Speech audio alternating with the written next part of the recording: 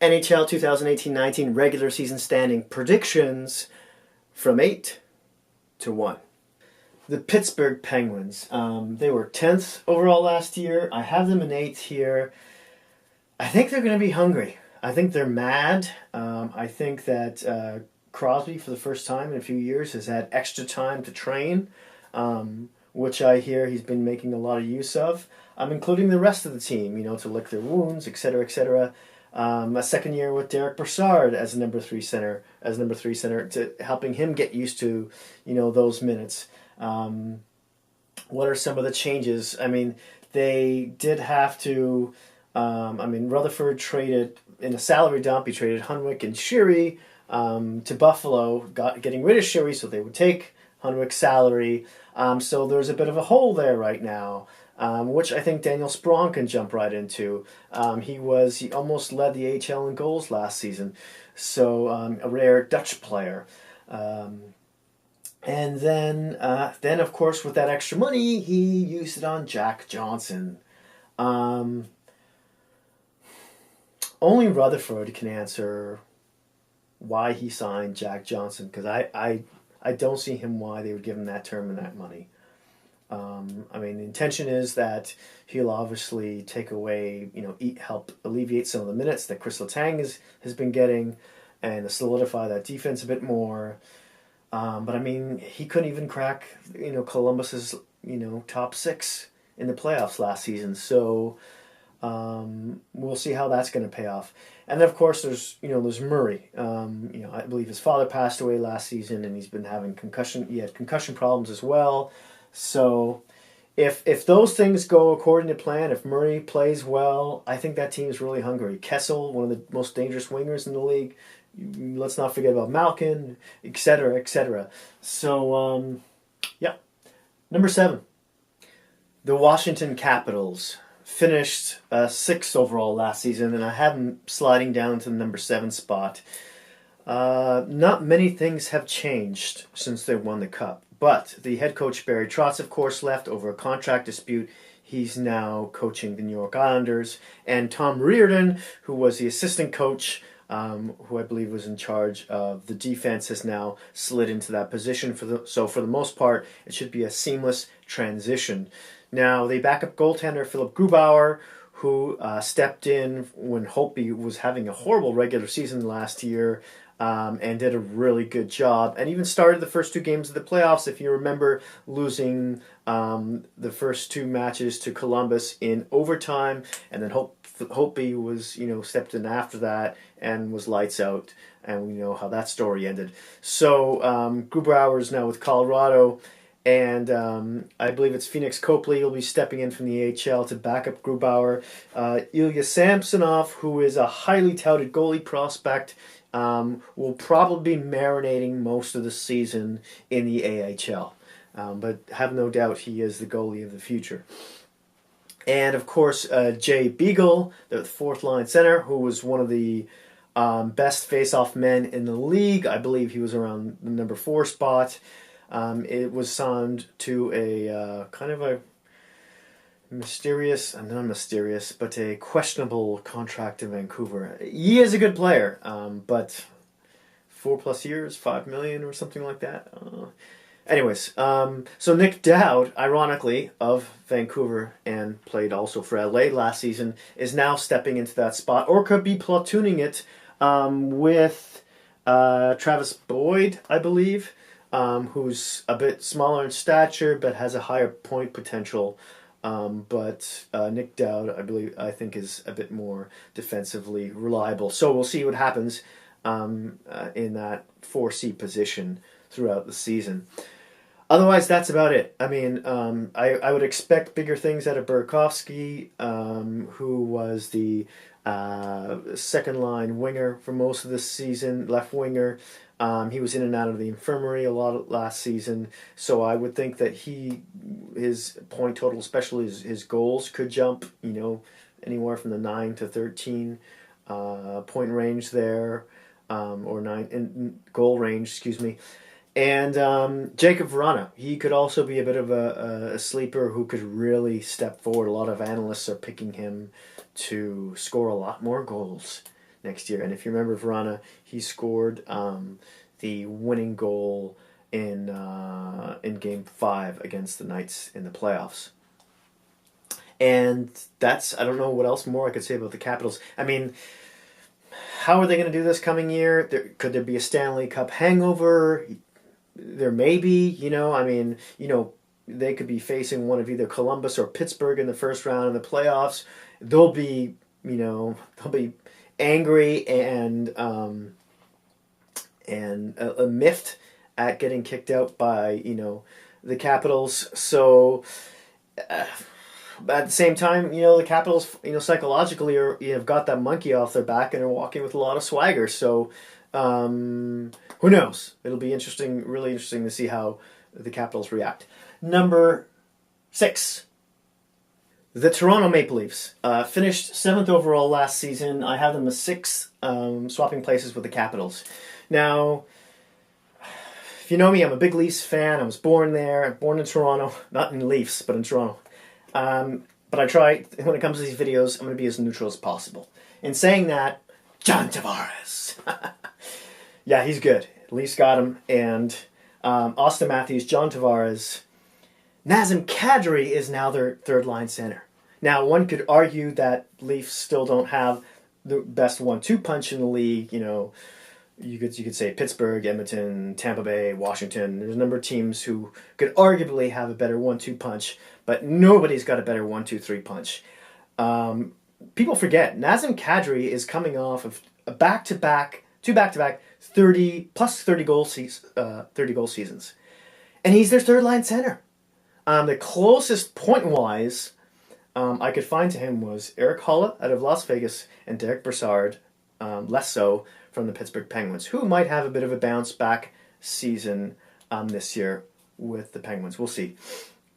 But no one's deeper. And Leafs, of course, have a plethora of wingers who can score, who are playmakers, who are sandpaper. I won't get into that, with the exception of saying that, Mitch Marner, won the point lead for Toronto last season, but probably only because Matthews was out 20 games with a reported concussion and shoulder issues. And then, of course, William Nylander is holding out right now, still at the moment of this video, and people are saying, will they trade him for some defense because they could use help. Otherwise, they'd be higher up on this list. Their D is going to look very similar to the way it looked last year. Roman Polak, however, is now with the Dallas Stars. Carrick was waived, and he's ironically also with them now. And so Travis Dermott will be playing the third pairing lefty, who had about 15 games showcased last season. Looks really good, and I can see him replacing Gardner, who will be a UFA after this coming season. Will they keep Gardner? He's defensively liable. They may trade him. They may try and sign him at a discount, or they may just use him as an own rental at this point. But I think they may do the latter, because I can see Dermott easily sliding into his spot after this season. Now it's that third pairing D that really needs attention. They got Igor Ozhiganov. They signed him out of the KHL last year. He's in his mid-20s. He's kind of a maybe slightly stronger, more mobile version of Roman Polak. We'll see how he turns out. He'll probably platoon with Martin Marincin from the Marlies and formerly the Edmonton Oilers, who's known to be a great penalty killer, really lanky, long stick, but is also known to cough the puck up, a la Jake Gardner. So, and then there's Nikita Zaitsev, who should have a bounce-back year. This is his third season coming up with Toronto. He was also signed out of the KHL. His first year as a rookie, he was great. As his last season, not so much. He plays alongside Jake Gardner, and I believe he had a broken foot last season. He also had a concussion, and he had a kid for the first time, so there's all that. So they're expecting him to do at least a little bit better. Then there's the goaltending. We got to talk about that, because McElhinney was the Leafs' backup last season. We all know Frederik Andersen is going to start. He faced the most rubber of any other goalie in the league, and that needs to change. He needs to play at least a handful less games, so he's more fresh for the playoffs. because there were a couple games there in playoffs he just didn't look sharp. McElhinney did a great job, had a .934% save percentage last season, but he's gone now, along with Pickard, who were picked up by Carolina and Philly, respectively. And so the Leafs chose to stick with Garrett Sparks, who was 10 years older than McElhinney, and based on his play with the Toronto Marlies, the AHL club that won the Calder Cup, or the Calder or the Calder? I keep on mixing that up. In any case, he also won Goalie of the Year in the AHL. So far I saw him play one game this season against Chicago, and well, I mean, most of the goals weren't his fault. The Leafs defense were just caught out of position, but still, he should have saved at least a couple of those. And that's about it. That's all I can think of. I don't think I missed anything with Toronto. So let's move on to number 5. The Vegas Golden Knights. I have them in the same spot as they finished last year. It's a bit of a gamble, I know. Pardon the pun. But who thought they would make the playoffs? Did you? I know I didn't. Although they seem to, rob a few good players in the expansion draft, who imagined this? The Stanley Cup Finals. So now they lost a couple of key players in James Neal, who went to Calgary. So you're looking at a plus minus 25 goal man, and of course David Perron went back to St. Louis, and he had about a 60, give or take 60-point season. But the good news is you replaced him with a centerman, a really good centerman in Paul Stastny, who's a little up there in age, around 32, 33.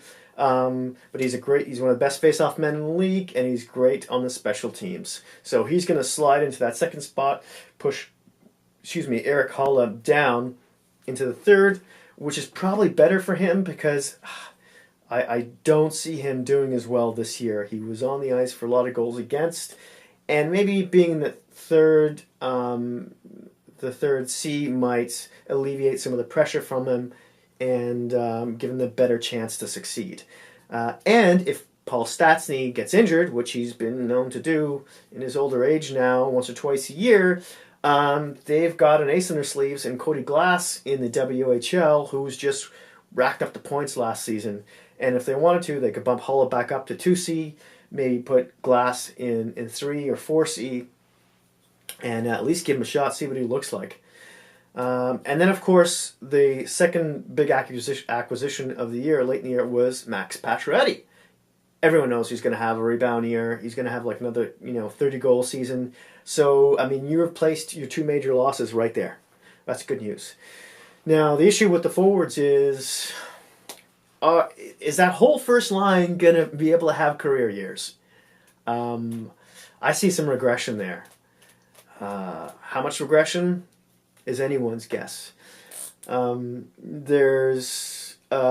Alex Tuch could have a career year. A lot of analysts have good things to say about him. He could put up another 10, 15 points this coming season. So that's on the plus side. Their defense, let's talk about their D. It's pretty solid. They're top 4 with Miller, Theodore, Schmidt, and who am I missing? And England. That's a pretty good. I mean, there's no superstar, there's no elite D-man there, but some teams have gone to the finals with less, aka Pittsburgh Penguins. So I believe they had a depth pickup, and I think his name was Nick Holden, big, brawny, stay-at-home D-man who they might platoon in and out of that third pairing. So their D is set, and some of them can have a breakout year, like Miller and Theodore, and even who am I forgetting here? And Schmidt, even. So that's tough on Schmidt. I mean, he came from Washington the year before. He was plucked off their team, and he faced them in the finals and lost to them. Ouch. In any case, goaltending. Again, can Theodore have another career year? You will probably be in and out of the lineup with an injury or two. That seems common for him in his 30s now, especially. So, can Saban keep progressing with his decent year that he had last season? I think he had a .910 save percentage. I'd like to see Oscar Dansk from the AHL get a bigger shot this season. In his 4 games that he appeared, he had something ridiculous like a .946 save percentage or something. I'd like to see him get another opportunity.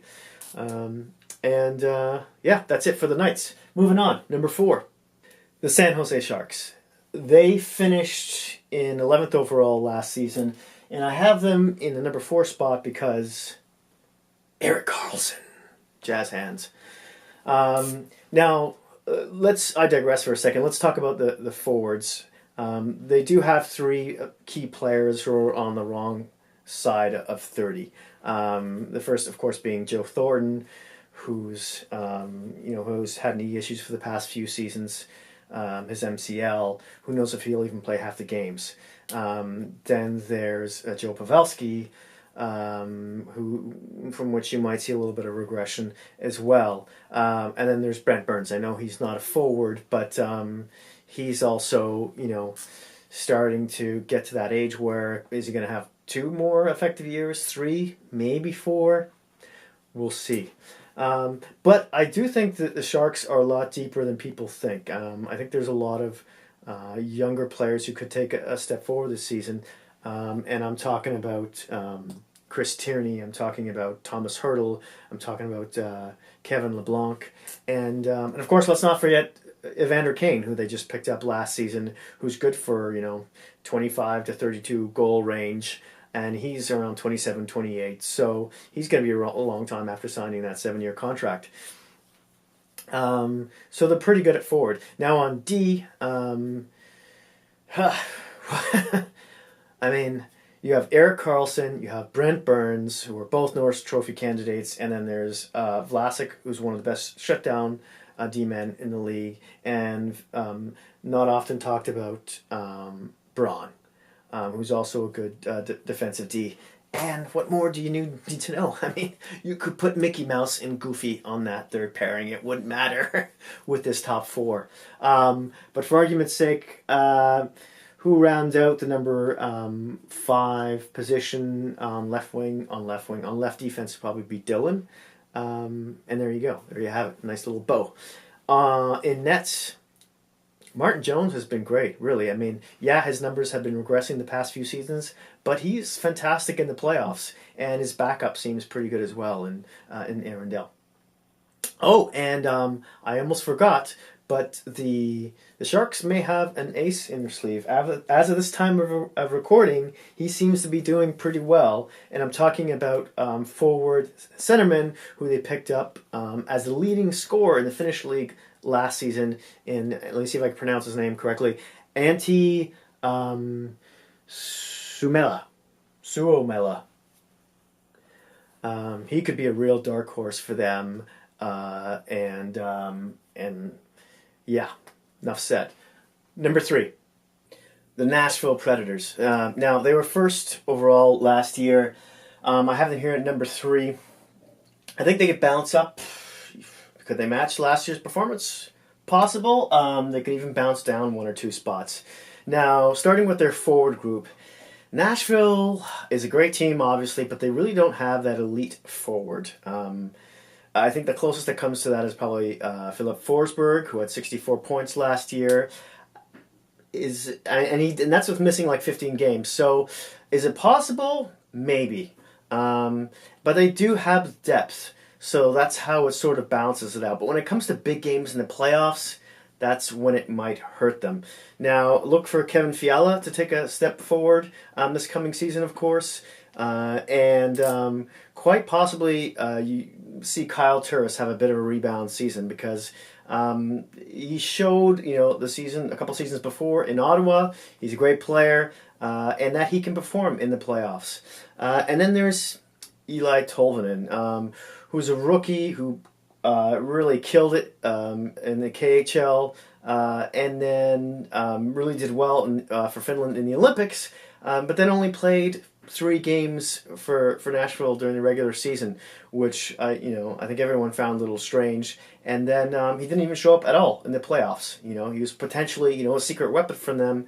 Could be a high goal, 20 to 30 goal scoring kind of player, winger. He plays both sides. And yeah, so this coming season, maybe we see him, start.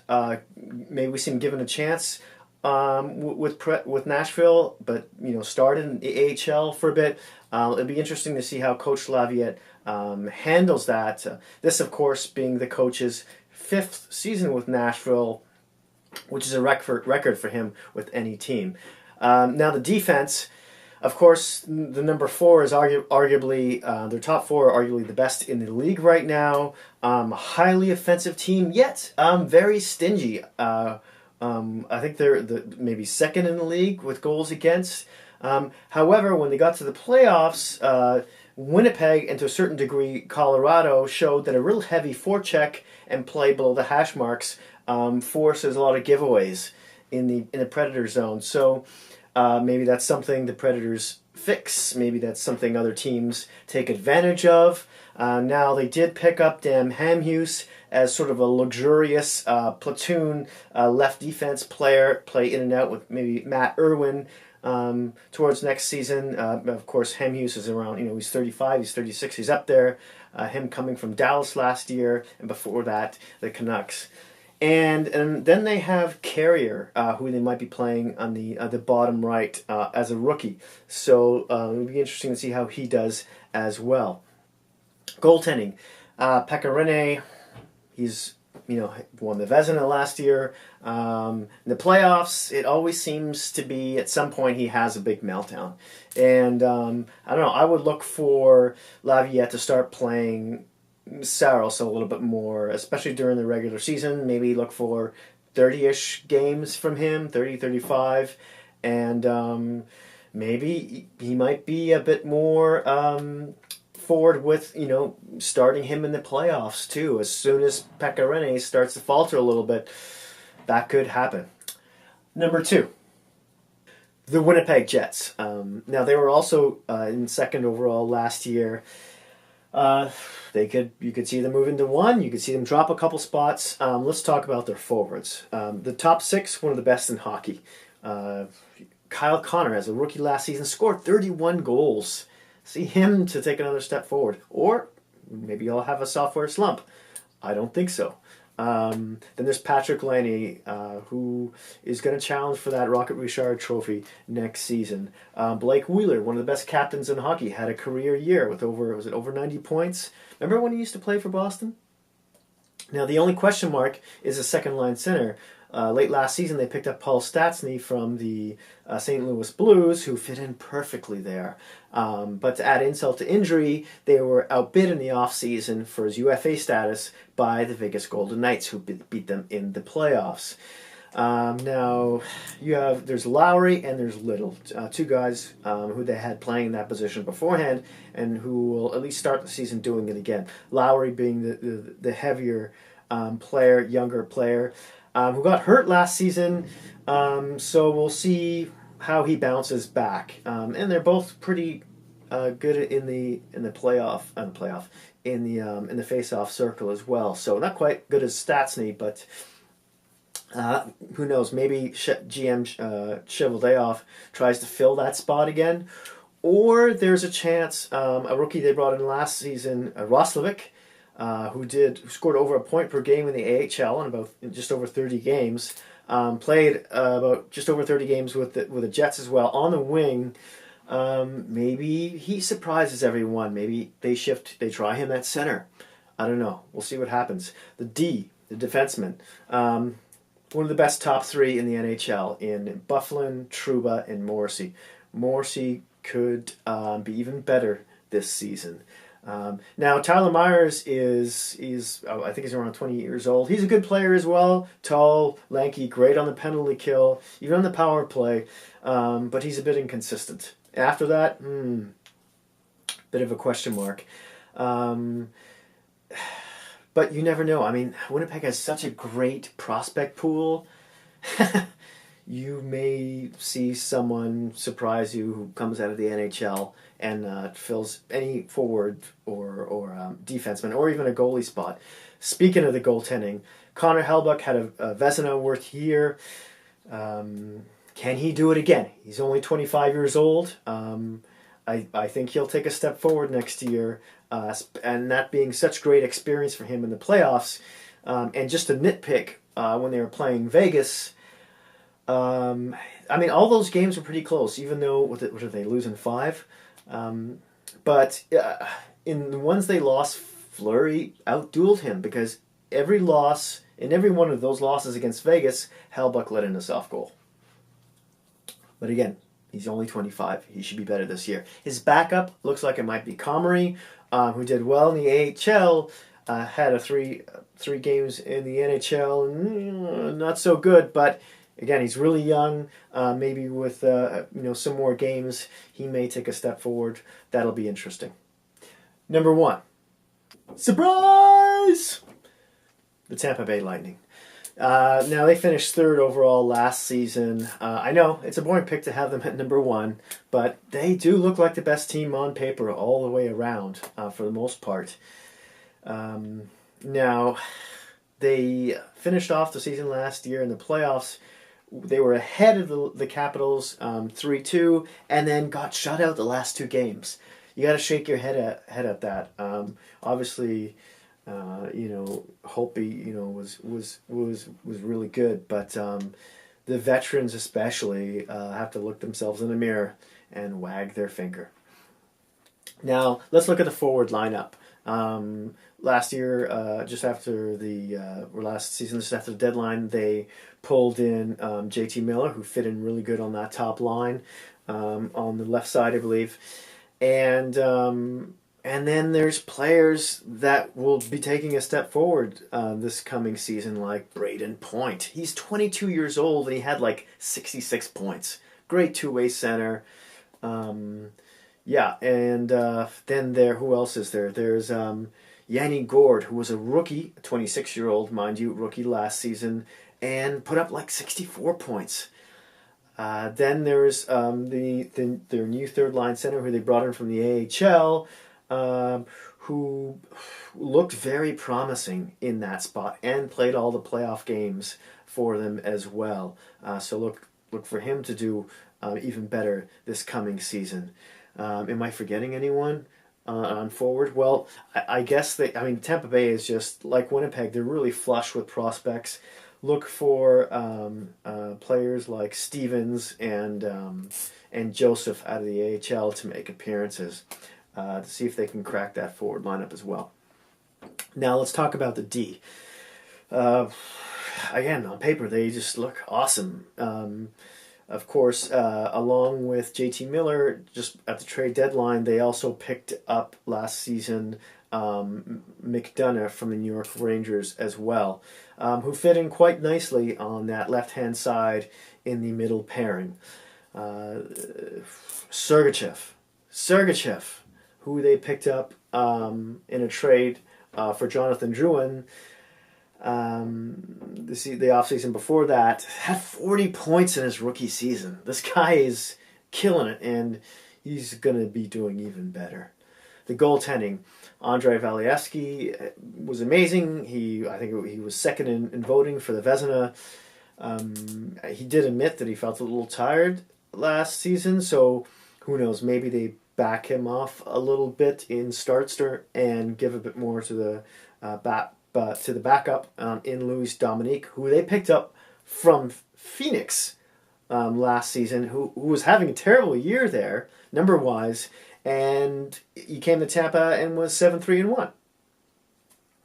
So maybe look for him to make a few more starts this season to help even everything out. Now, the Achilles heel of Tampa, and what also killed them in the playoffs for the most part, was their penalty kill. It was, during the regular season, it was like 4th last in the league. So what did they do? They fired their defensive and penalty killing coach, and they got a new one. So it'll be, a lot of people will be scrutinizing that as the regular season rolls along. So that's it. That's all. Thank you so much for watching. I'm sorry this took me so long to make, but here we are. I would love to hear your thoughts. I would love to see your lists, and thank you again so much for watching. If you liked it, please hit that like button. If you haven't subscribed, please consider doing that as well. And if you have any Hockey Geek friends, please don't feel shy about sharing. Thanks a lot, and I'll see you soon.